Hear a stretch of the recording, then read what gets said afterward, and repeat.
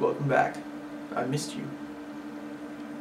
So on day 2 of the Steve-O adventure, we didn't actually hang out with Steve during the day, but he called us up around 6 o'clock and we went and hung out with him backstage before the show. Steph had something hilarious to say about this as well.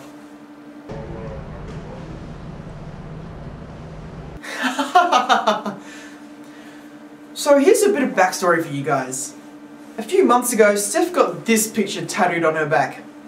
When Steve saw it, he came up with the idea of taking a picture of the tattoo with Steve actually jumping in the background naked of the photo. So it would look like, oh sick, tattoo and him in the background. Sounded better on paper. So that's what we did. It took us like 30 tries to get it right, but when we did, the results were amazing. Well, as amazing as photographing a naked dude could be. After taking the photo, Steph decided to serenade us with a song. I'm just gonna let this whole clip, it's about a minute and a half or so, I'm just gonna let the whole clip play out because it's too hilarious to not show. Sorry, Steph. Shake that healthy butt, baby got back. Baby got back. Baby got back. I've got to stop now. I wanna Keep it awake. And be, and when I feel like it, I just can't help myself. I'm mad like an animal. I would have no scandal. I wanna take you home and till I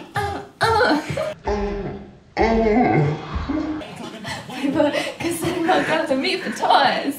I want them real thick and juicy. Mix of us in trouble. Rockin' like hoes.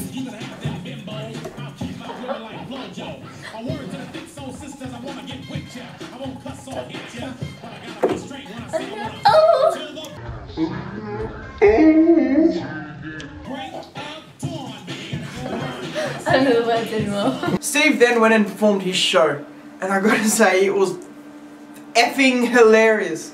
Nah, seriously, it was like one of the funniest stand-up shows I've seen in a while. I was literally in tears laughing. But he did tell us entirely too much information.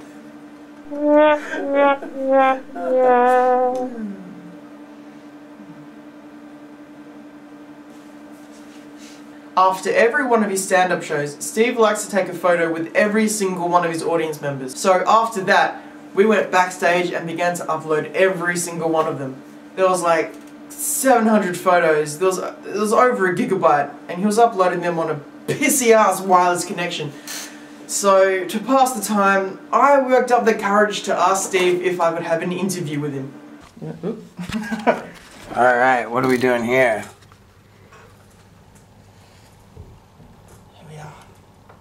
Uploading all the show photos to Audience number, we have 10.3 megabytes of 99.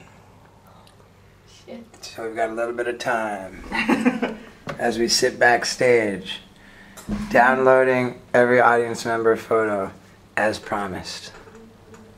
Sure, bub, you can interview me as much as you want. We got time. Yeah. It was honestly one of the most nerve-wracking things I've ever done, but Steve was a legend and he answered every question with thought and respect. Alright, Steve, so you've recently started your Too Much Information comedy tour. What's been the best thing about it so far?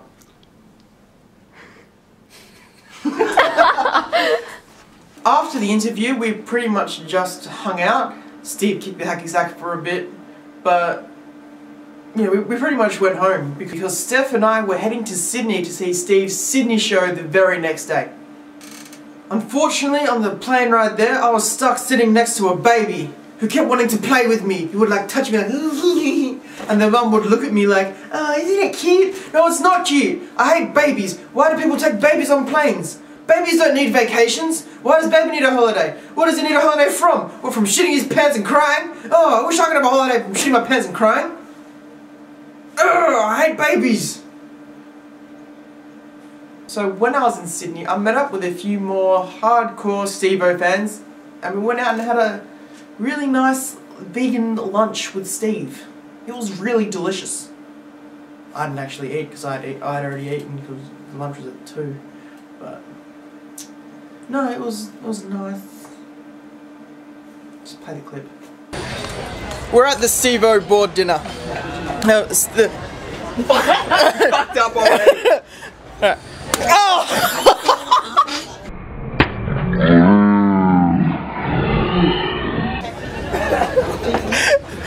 I'm so glad that was on camera. Yeah, that's a hacky sack that Steve threw into my face.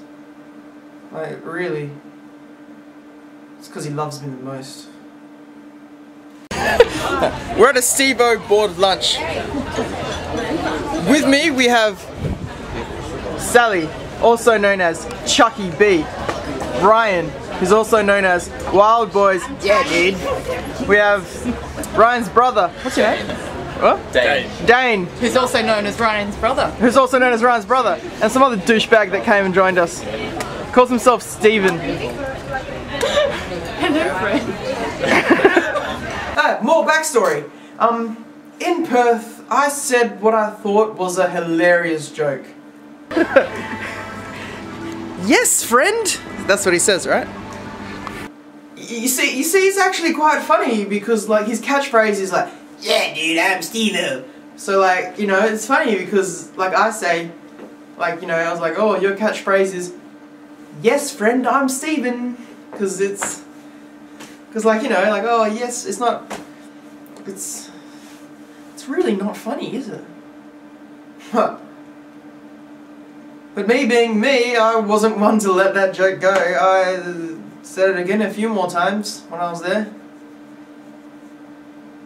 Oh yeah, say your catchphrase. Yes, friend, I'm Steven. Okay. Yes, friend. Yeah. Yes, friend, I'm Steven. Is that it? Nothing like beating a dead horse, eh? He didn't find it funny the second time either. After the lunch, we headed to the backstage of Steve's show, just to hang out and stuff, you know, before the show started. Hey Steph, say something hilarious. Hilarious. Something hilarious. While we were there, Steve treated us to a little performance.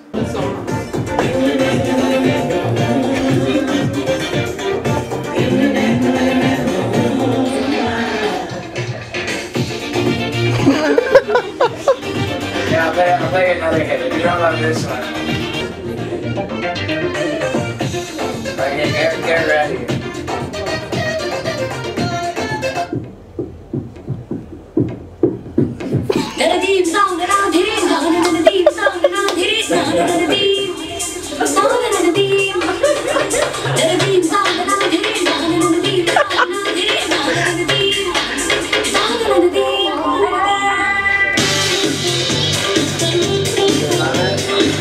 How did he not win Dancing with the Stars?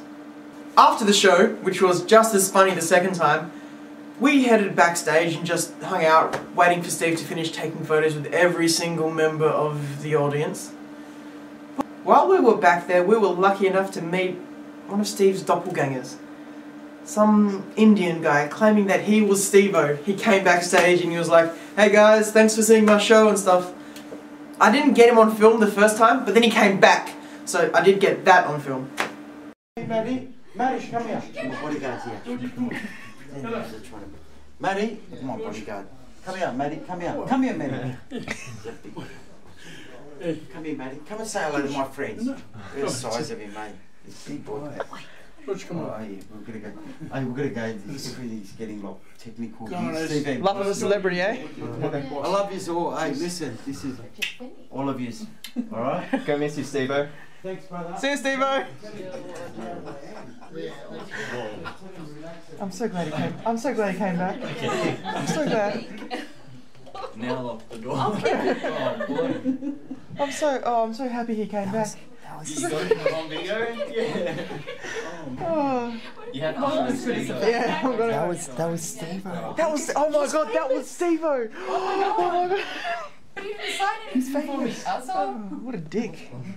When Steve returned, we were in a more somber mood. because we knew that after this Steve would be leaving and we probably wouldn't be seeing him again for a very long time. So because this was probably the last time we were going to see him for a very long time, I had to get him to say his catchphrase on film. Yes, friend, I'm Steven. You to say your catchphrase, the yes, friend, I'm Steven. With yeah, you have to do the fingers again. Yeah. Do you want me to hug that? Yes, friend, I'm Steven. And right here is where he hit me in the nuts. I gotta say I did deserve it, really, because that joke is shit. Here's a picture from another angle, just to show that he really did hit me in the nuts. Yes, friend, I'm Steven.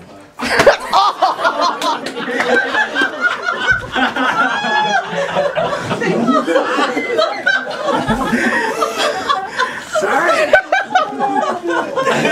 I'm sorry.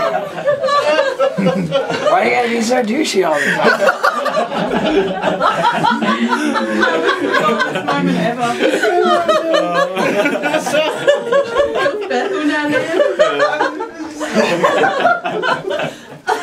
Oh, it just keeps hurting. Yeah, that's how it works. I love you. I love you, dude. Oh, yeah. Alright. I hate to be your girlfriend. Alright, dudes. I am ready to get the fuck out of here. Right after hitting me in the nuts, Steve-O left. We were all pretty bummed when he left. Like, Steve is honestly one of the greatest guys I've ever met. Like, think about it. Like, this kind of big time celebrity took time out of his schedule to hang out with a bunch of nerds on the internet. Like, he didn't even have to do that, but he did. Because he's a legend. He wants to tell a story about when he was young. About, how he met Motley Crue. And, like, how it was a really important moment in his life. A childhood memory when I was 13 years old.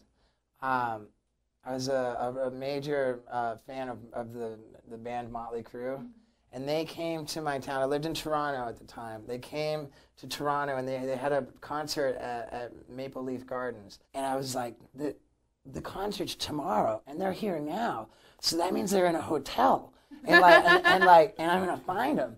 So I went running to my room and I went into my each album cover, you know, like the tape sleeve, and I looked, you know, because I was like, they're not going to check into the hotel under their names, like they've got to check in under the name of their manager. So I'm like, who's the manager? I checked every album sleeve, and every album said the same manager.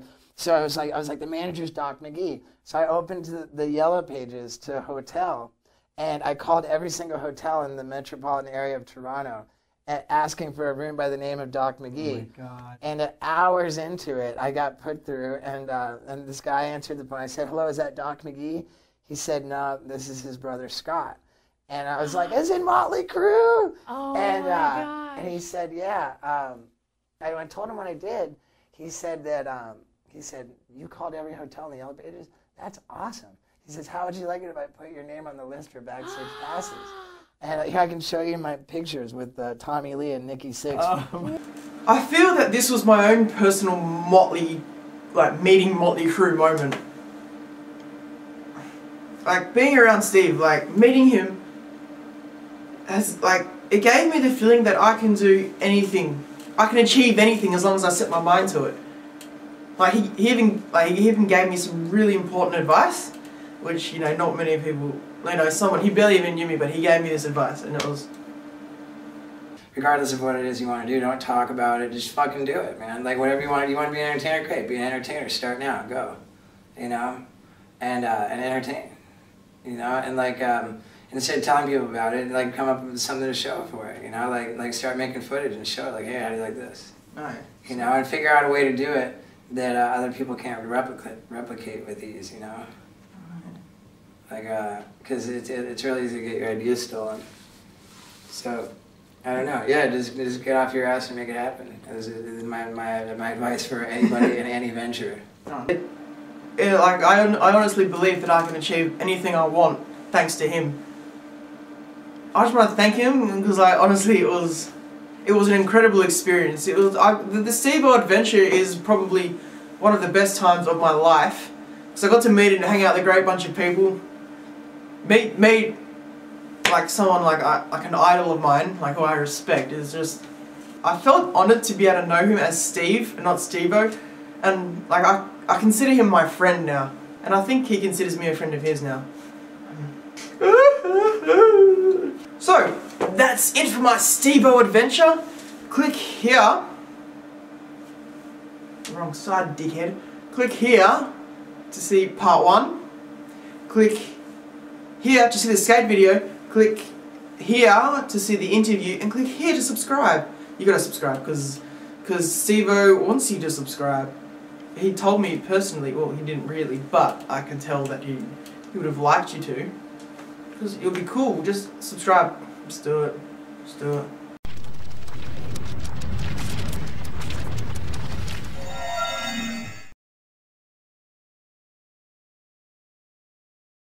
Say something hilarious.